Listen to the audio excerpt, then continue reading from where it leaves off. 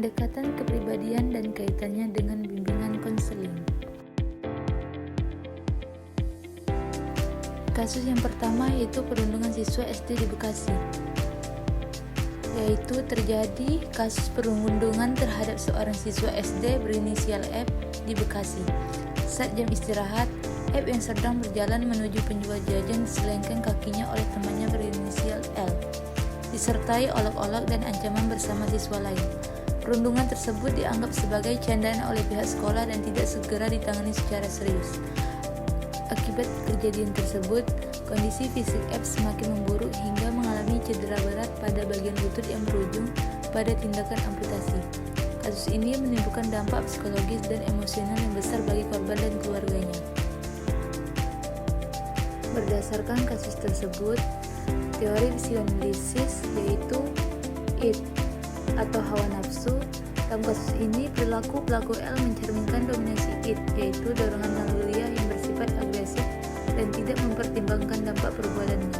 Keinginannya untuk menyakiti, merendahkan, dan mendapatkan kepuasan dari penderitaan orang lain muncul tanpa kontrol. Id juga terlihat pada sikap guru yang menormalisasi perundung sebagai candaan yang didorong oleh keinginan menghindar masalah dan tanggung jawab. Yang kedua ada ego atau pengontrol. Ego berfungsi menyeimbangkan dorongan id dengan realitas. Namun dalam kasus ini, ego pelaku tidak berfungsi secara optimal sehingga tidak mampu mengendalikan dorongan agresif id. Ego pada pihak sekolah juga gagal mengambil keputusan yang realistis dan bertanggung jawab karena tidak mempertimbangkan dampak jarak panjang bagi korban.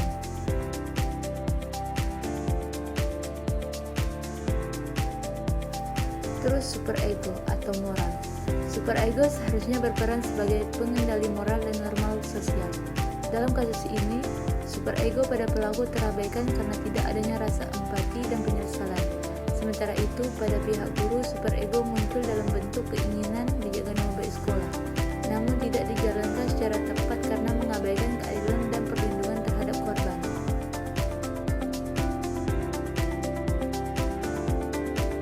Pendekatan psikoanalisis digunakan karena kasus perundungan ini dianalisis berdasarkan dorongan tidak sadar, konflik batin dalam struktur kepribadian, dan interaksi antara id, ego, dan superego.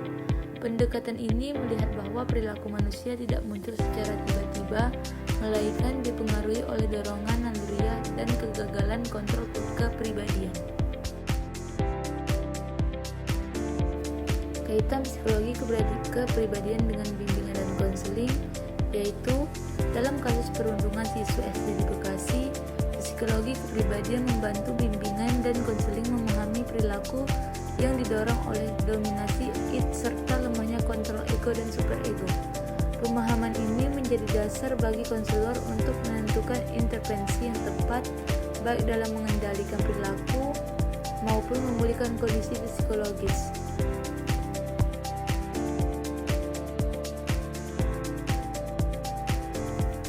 Kasus yang kedua yaitu perilaku agresif siswa SMP Negeri 3 Sawo Ponorogo. Di SMP Negeri 3 Sawo Kabupaten Ponorogo ditemukan beberapa siswa kelas 8 dan 7 menunjukkan perilaku agresif di sekolah. Perilaku tersebut berupa mengejek teman, menarik jilbab, memanggil nama orang tua, mendorong teman, berkata kasar hingga berani mengganggu guru saat pelajaran berlangsung. Siswa menganggap perilaku tersebut sebagai hal biasa dan candaan, tanpa menyadari dampak psikologis dan sosial yang ditimbulkan terhadap korban maupun lingkungan belajar.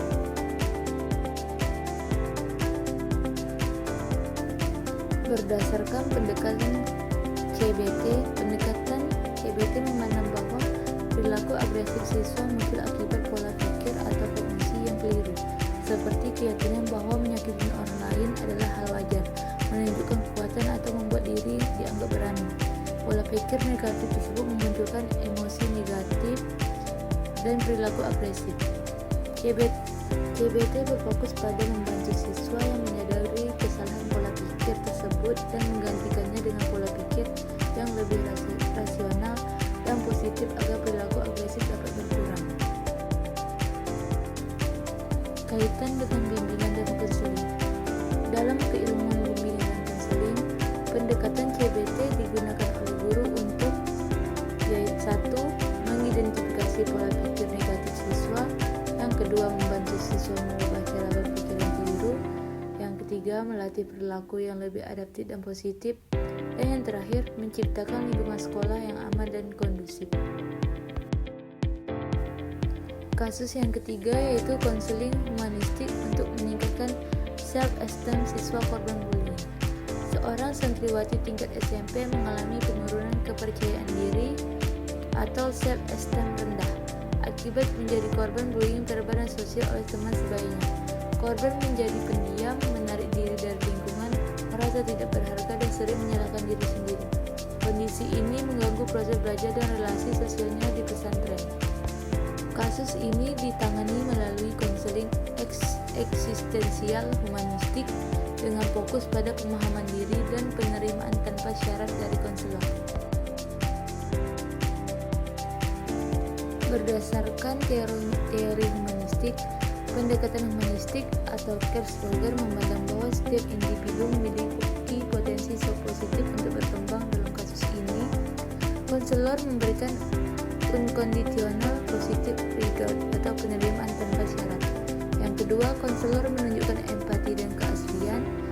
Dan yang terakhir, konseling membantu siswa menyadari nilai dirinya dan menemukan makna pengalaman yang dialami. Kaitan dengan bimbingan dan konseling. Dalam keilmuan BK, konselor berperan sebagai fasilitator, bukan penghakim. Layanan BK membantu siswa berkembang secara emosional dan sosial, dan konseling